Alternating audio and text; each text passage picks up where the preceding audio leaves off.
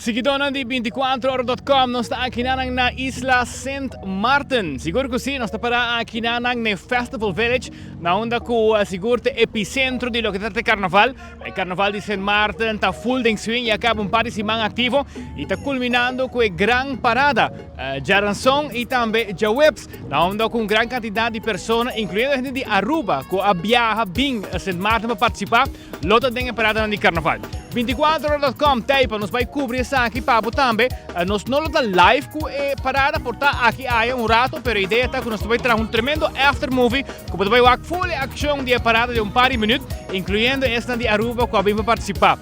Naturalmente também não somente parada tem de Carnaval, mas tem hobby evento na rond também. E por meio que nós contamos de evento, nós temos vista também na Holland House Hotel, que é um lugar hobby popular, onde o hobby rubiano antiano está aglomerado para assim aqui mira e parada. Nós vai na e nós mira que a preparação está full em swing, tent nang type ni kawa, de preparação para o que deve mira e 2 dias de parada. Vindo back riba e evento nang rond de parada, nós temos o Festival Village aqui que está no epicentro para o que está evento nang de dia, à tarde, à noite, tem total de 79 booths que vende comida, cocktails, shots, diferentes tipos de coisas que nós inventar. E hobby gente também que de dia ou durante a noite fazendo aqui faz uso de booth nang aqui e aqui tem 79 de nang.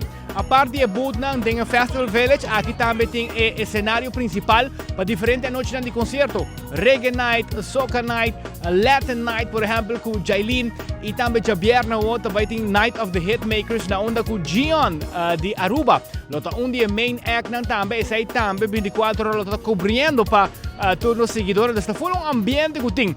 A parte de boot nang Ultimo nang abir trend também, lo que nanta chama the strip.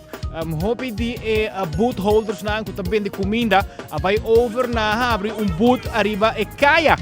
Principal net para fora da área de Carnaval Village, na onde tem uma conta at least 40 e pico de stand, boot, trucks, na onde o gente pensa não, a vibe de strip riba caminha, tá tique mais leuk dentro do village, dus assim esse aí também a criar algo novo durante o último ano, na onde a gente vai buscar na Johnny Cake, na Oxtail and you name it.